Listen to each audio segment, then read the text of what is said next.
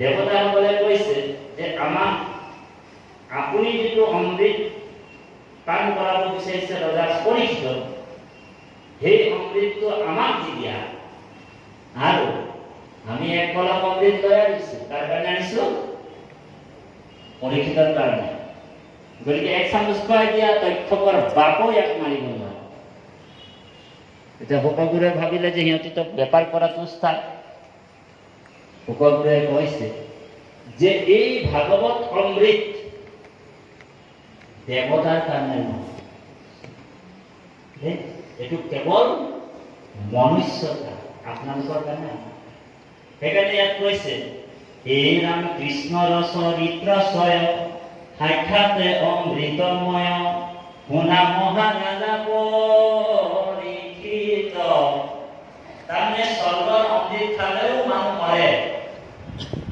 স্বৰ্গৰ অমৃত কোনে খাইছিল? ৰাৱণ কি খাইছিল? তাতো ৰাৱণৰ নাভিতো অমৃত আছে। স্বৰ্গৰ অমৃত খালেও মানুহ মৰিবলগীয়া পৰিছে। কিন্তু এই ভাগৱত অমৃত যদি এবাৰ পান কৰে তেওঁ অজৰ আৰু অমৰ হয়, তেওঁৰ আৰু জন্ম মৃত্যু নহয়। গতিকে পাপাই নষ্ট ৰজা পৰীক্ষাই কৈছে পুনৰ গীতাঞ্জলি ধৰি চৰণে প্ৰণাম কৰি শুদ্ধভাৱে কুচিলা লিখিত যেন মনে নৰকক বধিৰন্ত নাৰায়ণে বিহা কৰি অন্ত কন্যাখন এইটো কথা গুৰুমুখ পঢ়িও শুনিবাক পৰম আনন্দ কৰে মন।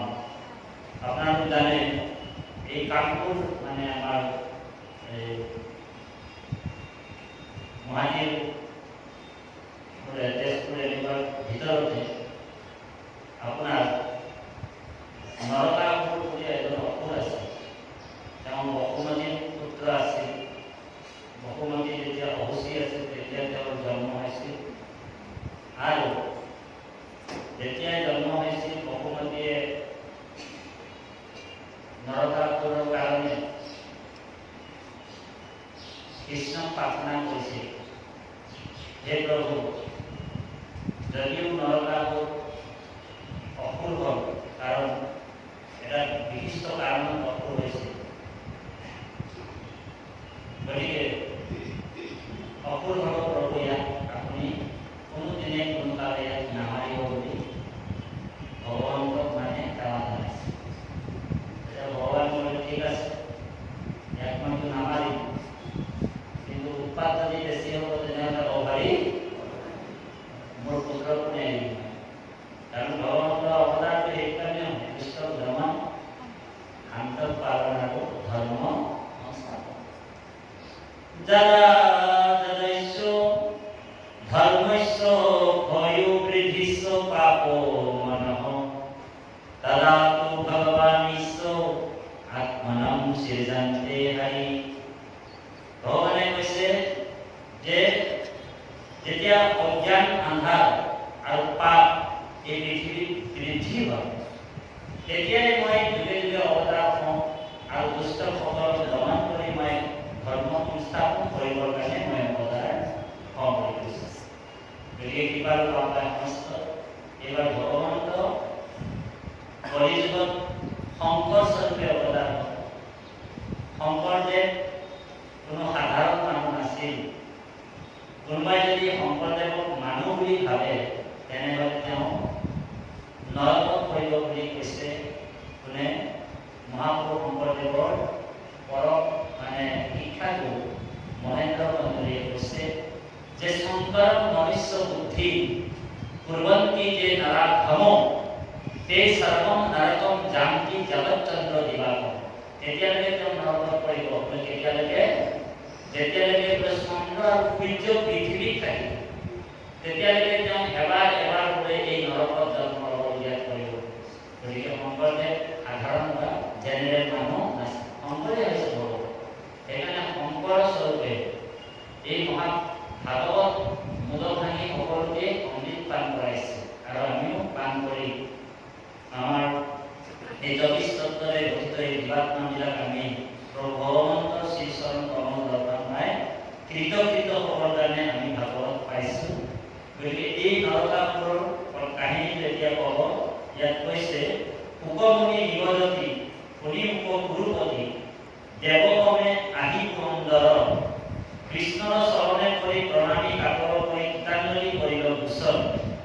ৰজা পুৰন্দৰ মানে ইন্দ্ৰৰ কথা কৈছে। পুৰন্দৰ আহি ভগৱন্তক প্ৰাৰ্থনা কৰিছে, শুনিব যদুৰাজ কহিবাব লাগে লাজ, কেনমতে আঁচু দিব ধৰি। যেনে তেনে মই জীৱনটোৱে ধৰি ৰাখিছোঁ, কাৰণ স্বৰ্গৰ দেৱতাসকলক বাৰে বাৰে স্বৰ্গৰ পৰা তেওঁলোক স্খলন হ'বলগীয়াত পৰে।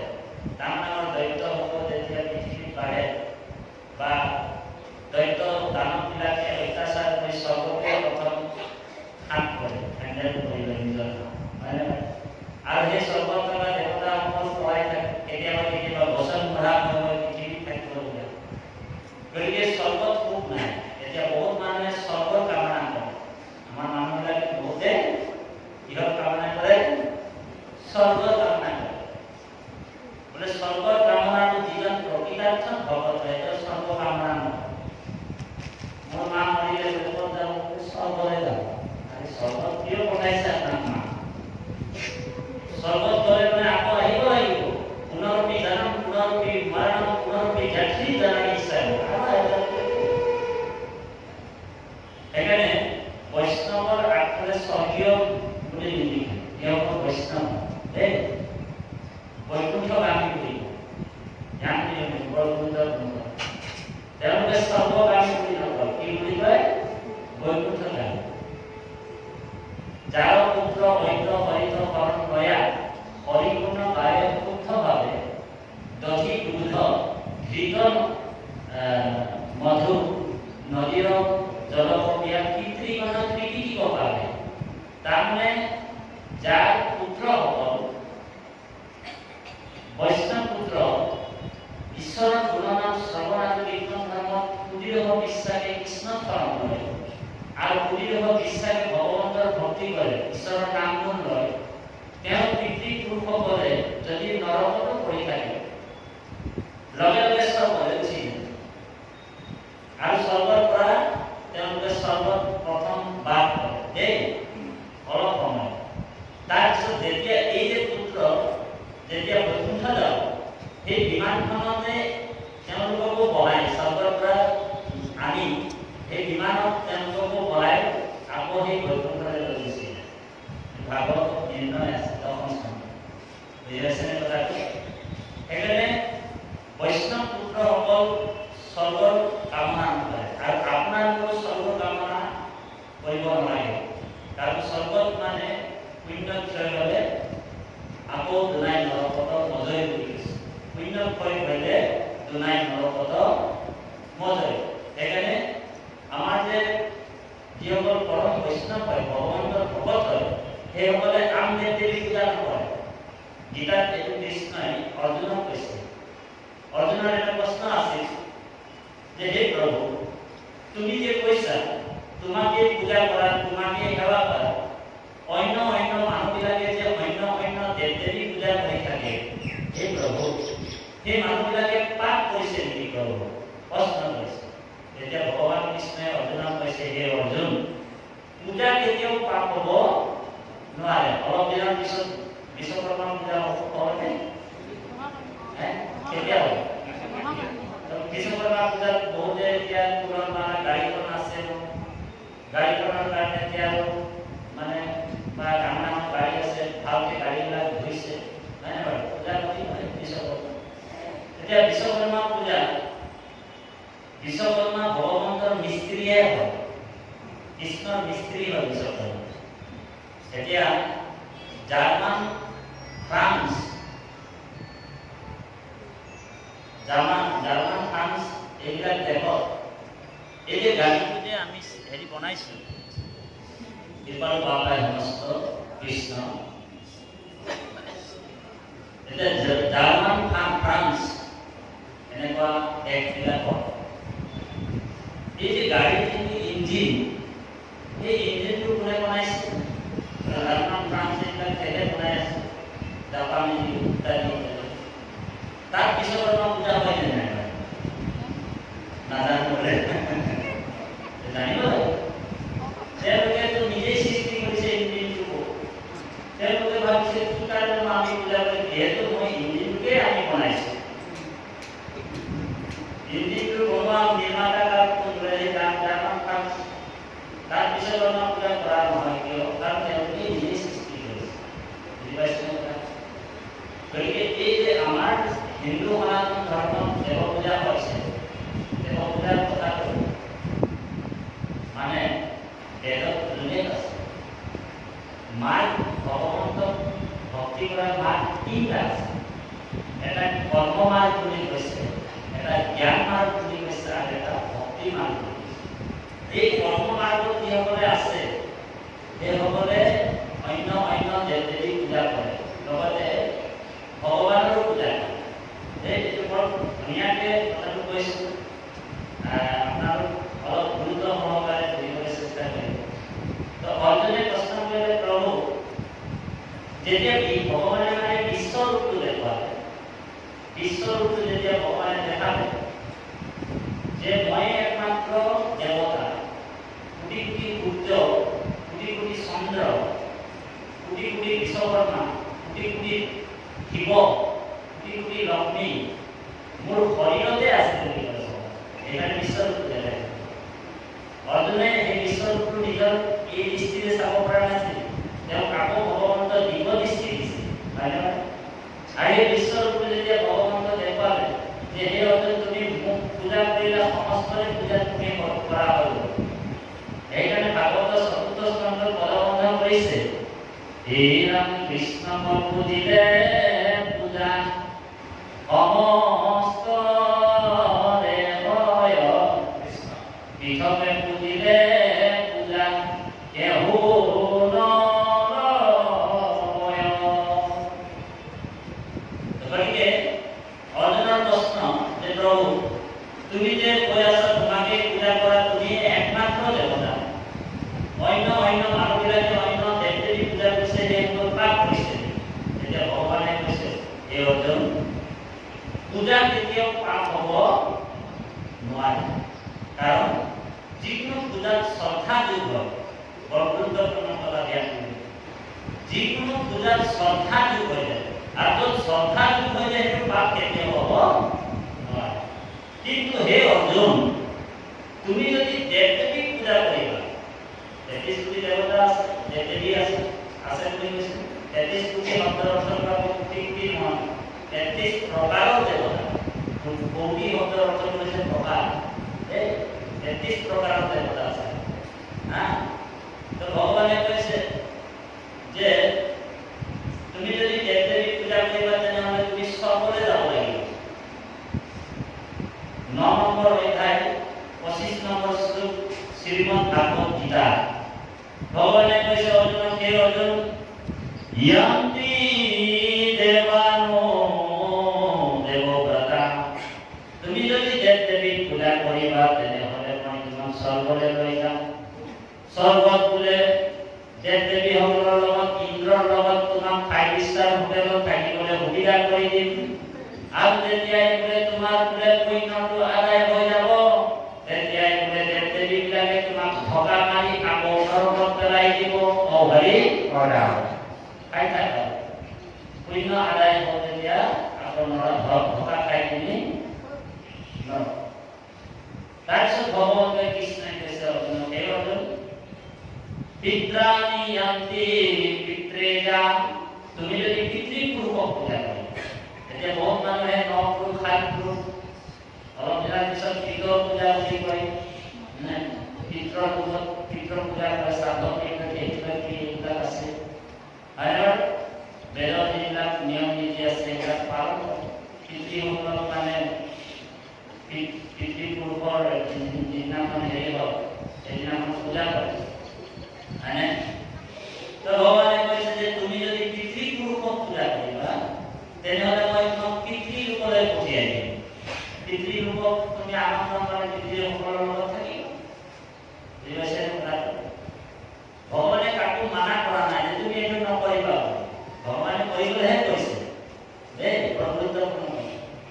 পিত্ৰাণি য়ান্তি পিত্ৰেজা, তাৰপিছত কৈছে ভূতানি য়ান্তি ভূতেজা, তুমি যদি ভূত প্ৰেতক পূজা কৰিবা, আজিকালি বহুত মানুহে ভূত প্ৰেতকো পূজা কৰে,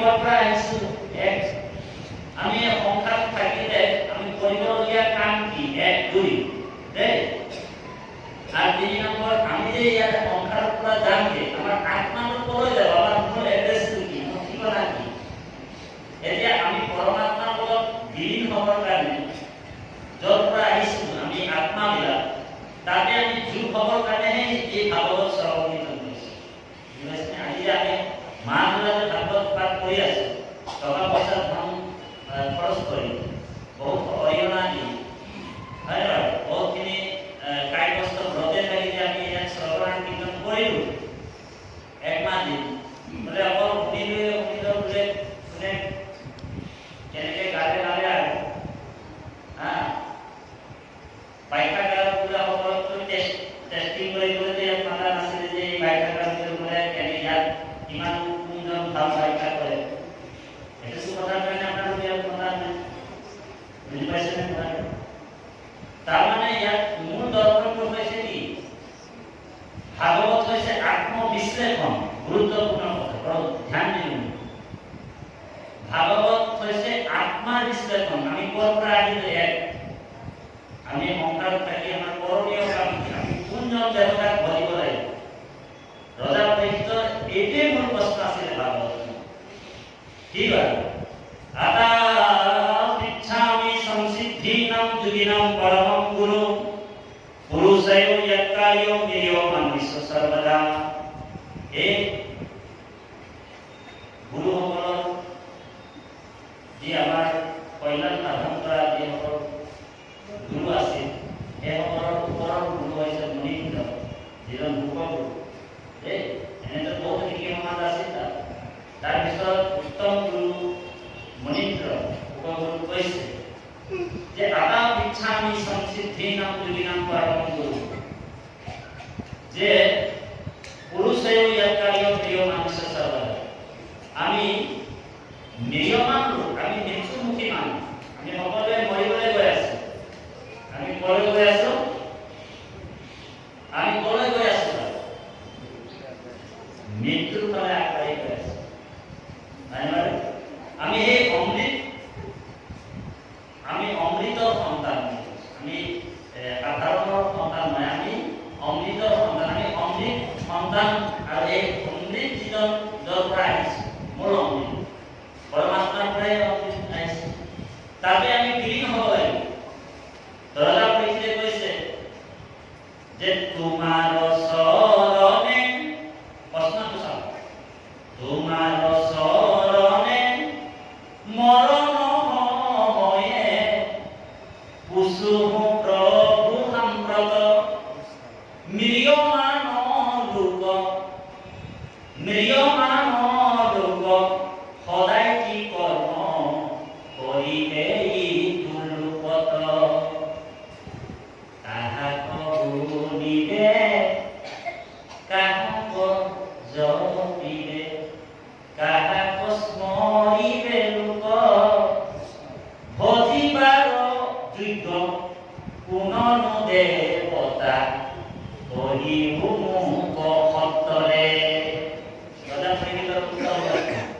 নিজৰ প্ৰশ্ন নহয় গোটেই জগতৰ কল্যাণৰ প্ৰশ্ন দিছে ভাগৱত আৰু এই প্ৰশ্নটো অকল পৰীক্ষিতৰ নহয় এইটো আপোনাৰ মোৰ সকলোৰে হ'ব কোনজন দেৱতাক ভক্তি কৰিলে আমি কাৰ চৰণত শৰণ ল'লে আমি কাৰ আশ্ৰয়ত থাকিলে আমাৰ মৃত্যু ভয়ৰ পৰা আমি পৰিত্ৰাণ পাম কাৰ আশ্ৰয় লৈ কোনজন দেৱতাৰ শৰণাপন্ন কৰিব লাগিব ইয়াত পৰম তত্ত্বৰ নিৰ্ণয় হৈ গ'ল আচল সুপ্ৰিম যিজন ইয়াত পৰতত্ত্বৰ নিৰ্ণয় হৈ গ'ল যেনেকৈ গজেন্দ্ৰই নিৰ্ণয় কৰিছিল গজেন্দ্ৰ যেতিয়া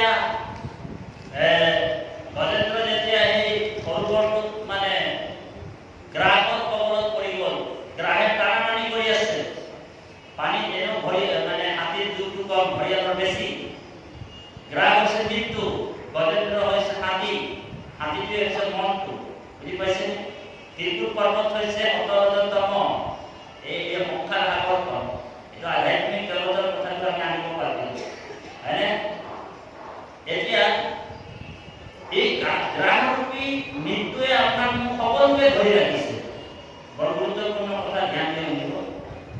গ্ৰাহকটি মৃত্যুৰ পৰা আপুনি মই পৰিত্ৰাণ পোৱাৰ উপায় কি? প্ৰশ্ন কোনে আমাক উদ্ধাৰ কৰিব? গজেন্দ্ৰ যেতিয়া পানীটো ডুবিব গৈছিলে হাতীটোৱে মৰি মৰি অৱস্থাত আছিল, তেতিয়াই তেওঁৰ পুত্ৰ পৰিবাৰ সকলো পাৰত জীৱন পলাই দিলে। আপুনি মই যেতিয়া মৃত্যুৰ মুখামুখি হৈ যাম, বিচনাত পৰি যাম, তেতিয়া আইসকল বা বাপসকল আইসকল কিমান দিন আপোনাৰ শুশ্ৰূষা কৰিব? বিচনাত কিমান দিনলৈকে আপুনি পৰি থাকিব? কিমান লেতেৰা চাফা কৰি থাকিব? আইগৰাকীও বিদায় দি ক'ব, এইটো বোলে সোনকালে মৰি যোৱাই ভাল আছে নেকি? হৰি এইটো অৱস্থা বৰ গুৰুত্বপূৰ্ণ দৰ্শন এইটো। আমি সহজ সৰলভাৱে কৈছোঁ, আমি বহুত তাত্ত্বিক দিশত আপোনালোকক ইয়াত কৈ পিনি আপোনালোকক মন জয় কৰিবলৈ অভাৱ নাই। আৰু বিভিন্ন কৌশল কৰি বা চতুৰালি কৰি কথা কোৱাৰ মানে হেৰিও নাই। দেখক আমি চিধা চিধি কথা সত্য কথা কৈ যাম, লাগিলে ডিঙিটো অভৰি বৰ গুৰুত্বপূৰ্ণ কথা। যিটো আচল দৰ্শন, যিটো সত্য দৰ্শন, এই কথাটো আমি আপোনালোকৰ মাজত প্ৰকাশ কৰিম। তাৰমানে গজেন্দ্ৰ যেতিয়া গ্ৰাহকৰ কবলত পৰিলে, পুত্ৰ পৰিবাৰ সব পাৰত উঠি কিনি পাৰত পৰাই গজেন্দ্ৰ চিঞৰ বাখৰ কৰি আছে। কোনো পানীত নামিবলৈ আহক আছিল নে নাই?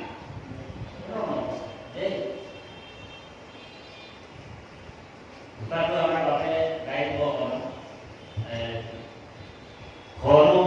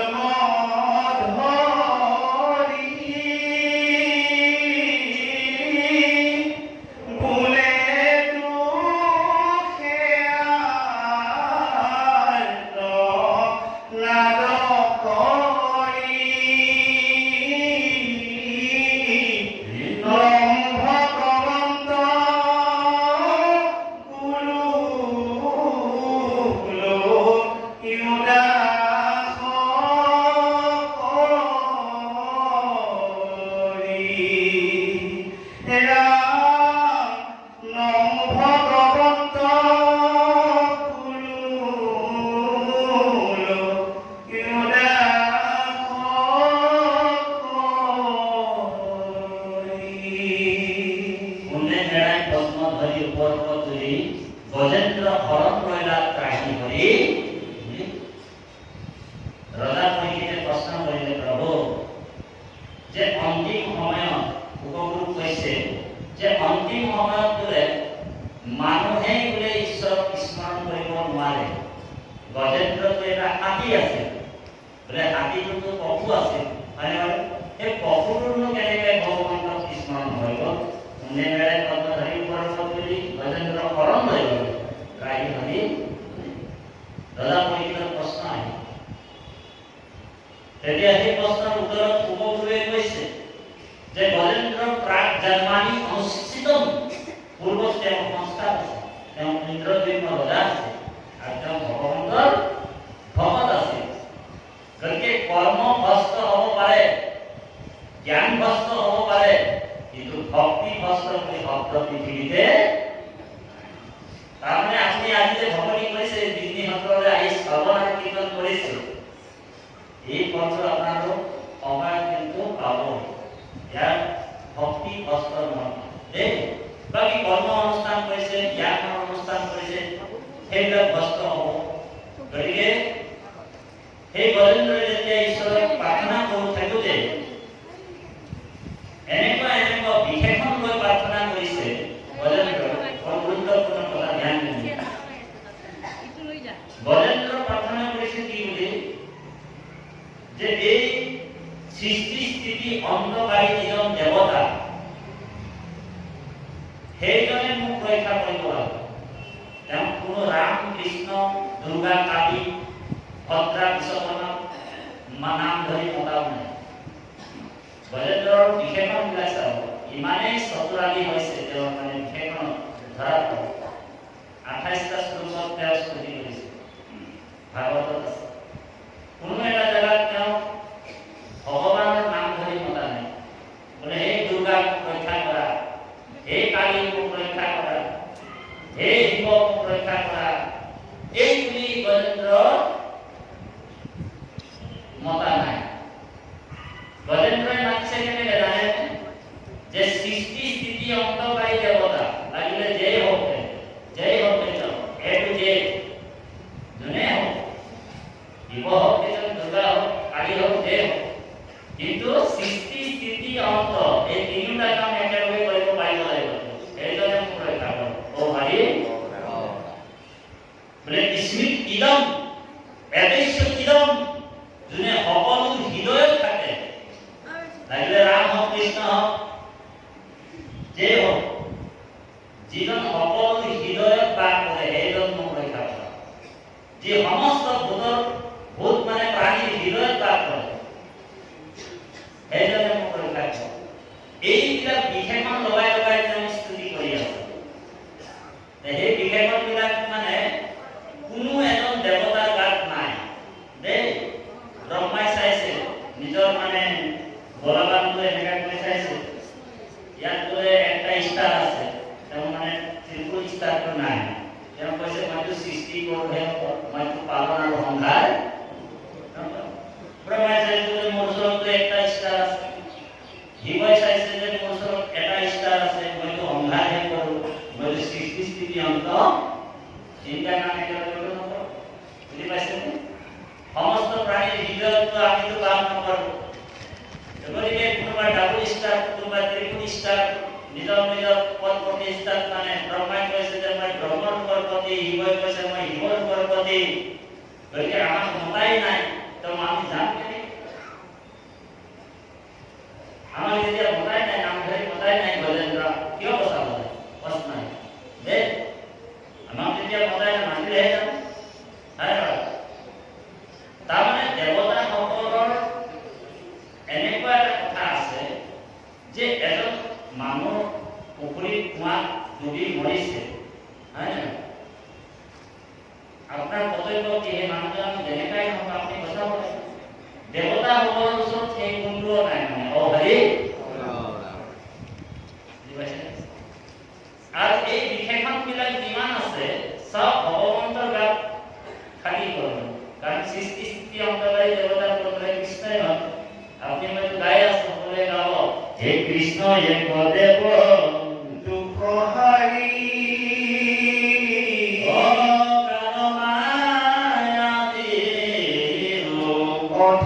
অধিকাৰী কৃষ্ণ বিনে দেৱ শ্ৰেষ্ঠ দেৱ নাহি এরম সৃষ্টি স্থিতি অন্ত কারি দেব বিনে আনো নাহি কেও জানিবা বিষ্ণু হে সমস্ত জগতে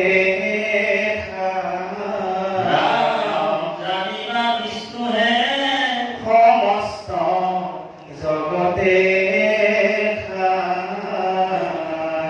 কৃষ্ণ এক দেৱ দুখহাৰী কাল মায়া দিব অধিকাৰী।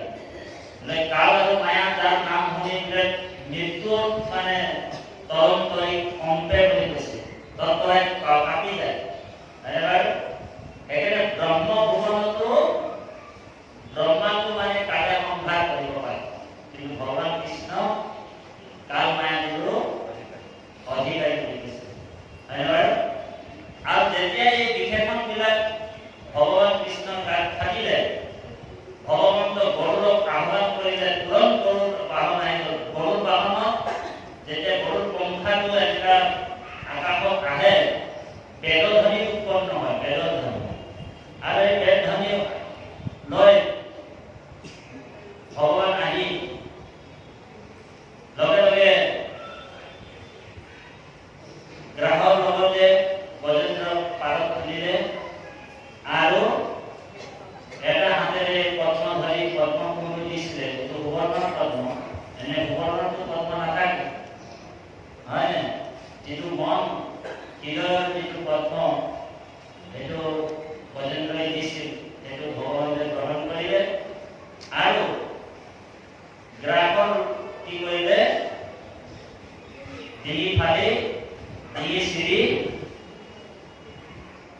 গজেন্দ্ৰ পৰীক্ষা কৰিব আৰু গ্ৰাহে লগে লগে কি কৰিলে স্বৰ্গলে গতি পালে মানে মুক্তি হ'ল তেতিয়া গজেন্দ্ৰৰ প্ৰশ্ন হ'ল প্ৰভু বোলে তুমি কাক মাতাৰ কাৰণে ইয়ালৈ আহিছিল তো ভগৱানে ক'লে যে হে গজেন্দ্ৰ তুমিয়ে তো মোক মাতিলা স্তুতি কৰিলা সেইকাৰণে তোমাৰ কাৰণে মই ইয়ালৈ আহিলো ভগৱানৰ গজেন্দ্ৰই কৈছে যে প্ৰভু যে তুমি প্ৰথমে যে গতিটোতে বোলে হেৰি দি দিলা কি কয় এইটো আপোনাৰ হেৰি গ্ৰাহক দি দিলা গতিকে মই বুজি পোৱা নাই বুলি যেতিয়া সুধিছে গজেন্দ্ৰই তেতিয়া ভগৱানে ক'লে আচলতে গজেন্দ্ৰ তুমি মোৰ ওচৰত উত্তৰণ কৰা মানে বাৰু কিন্তু গ্ৰাহকটো ঘৰত নাছিল আছিল গ্ৰাহক গতিকে সেই ধৰণীয়া ভকত এজনৰ ভৰিটো যোনে ধৰি ৰাখিছে তাৰ মুক্তিটো মই প্ৰথমে দিব লাগিব হৰি সেইকাৰণে ভকতৰ ভৰি ধৰিলে আমাৰ কল্যাণ হয় এই যিটো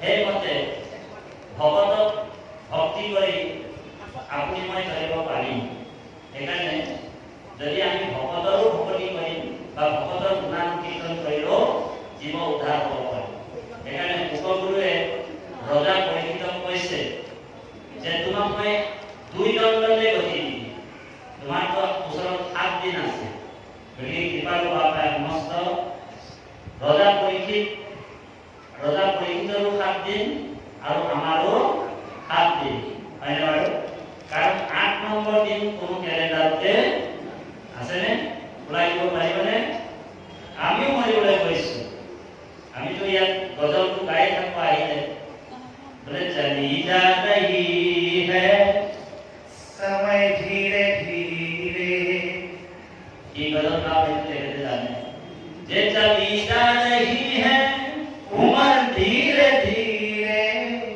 हमारी उम्र धीरे धीरे बोले चली जा रही है उम्र धीरे धीरे चली जा रही है उम्र धीरे धीरे सुबह शाम आँच पहर धीरे धीरे चली जा रही है उम्र धीरे धीरे हमारी उम्र धीरे धीरे वैसे बाप बोले बचपन भी बीती बचपन बोल अरे भैया है कौन है बचपन भी बीती जवानी भी बीते बचपन को जवानी में जाओ और जरा कुछ जवानी हो रहा है आई हम लोग जो आप मेकअप करे दुनिया के शाइनिंग में जाए कहते हैं तो शाइनिंग में देखा हुआ था ना जिमा नाम ब्यूटी वाला लोग बोलो है और शाइनिंग भी आई हो ना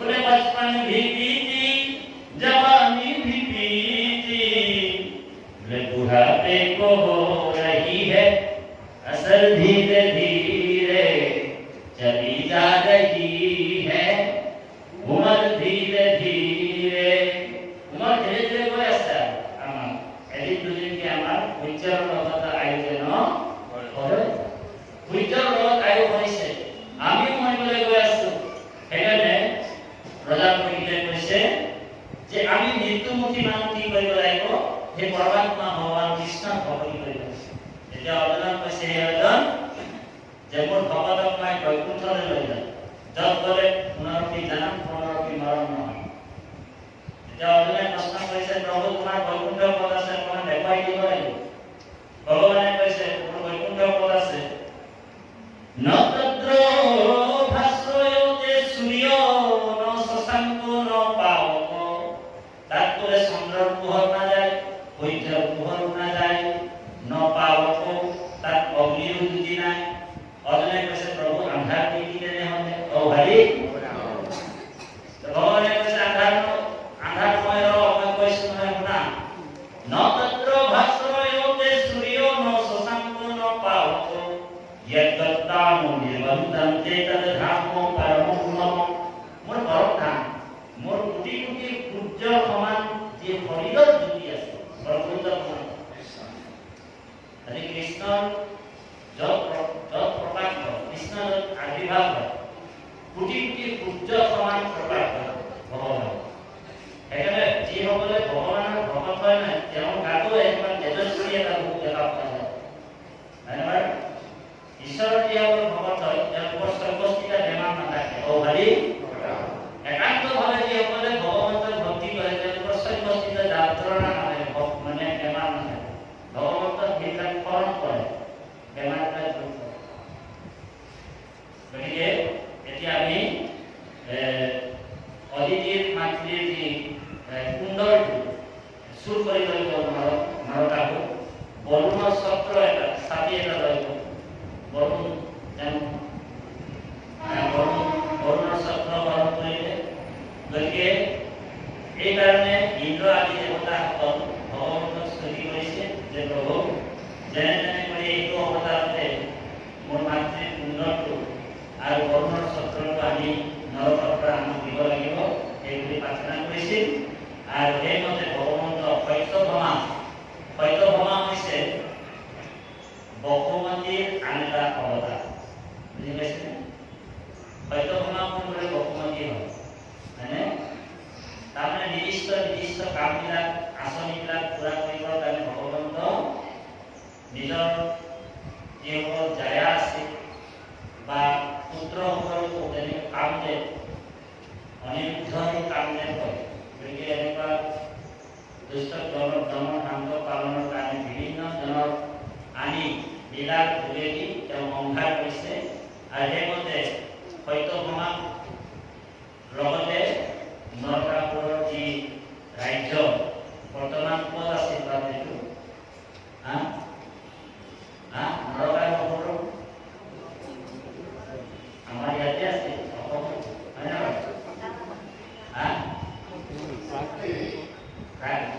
হয় গতিকে প্ৰাকৃতিকপুৰ এতিয়া কৃষ্ণ প্ৰাকৃতিকপুৰ আগমন আৰু মূল দানৱ নৰকাসুৰৰ বধ মোৰ নামৰ মাৰি ভগৱন্তৰ মুৰাৰী নামটো পালি মোৰ নামৰ দৈত্যৰে মাৰি ভগৱন্তৰ নাম যে মুৰাৰী কেনেকৈ হ'ল এই মোৰ নামৰ দৈত্যটো বধ কৰিব দেই তাৰপিছত নৰকাসুৰক বধ কৰিব আৰু 16,000 কন্যাক হৰণ কৰি নৰকাসুৰে বৰালৰ দিনত ভৰাই লৈছিল তেওঁলোকক পত্নী পাবৰ কাৰণে তেওঁৰ কামনা আছিল আৰু সেই কামনাটো তেওঁৰ ব্যৰ্থ হ'ল নৰকাসুৰ সেইকাৰণে তেওঁলোকক শাস্তি দিবৰ কাৰণে একেবাৰে ডাঙৰ কাৰাগাৰত বন্দী কৰি ৰাখিছে আৰু সেই 16,000 কন্যাসকলো ভগৱন্তক প্ৰাৰ্থনা কৰি আছে দিনে ৰাতি যে ঈশ্বৰ গুৰু পৰমাত্মা ভগৱান আহি আমাক উদ্ধাৰ কৰে সেইমতে ভগৱন্ত অন্তৰ্যামী ৰাম অন্তৰ্যামী সত্তা স্বামী সকলো কথা জানে কাৰণ ঈশ্বৰৰ ওচৰতে ভূতেশ্বৰ ভূতাত্মা অৱস্থিত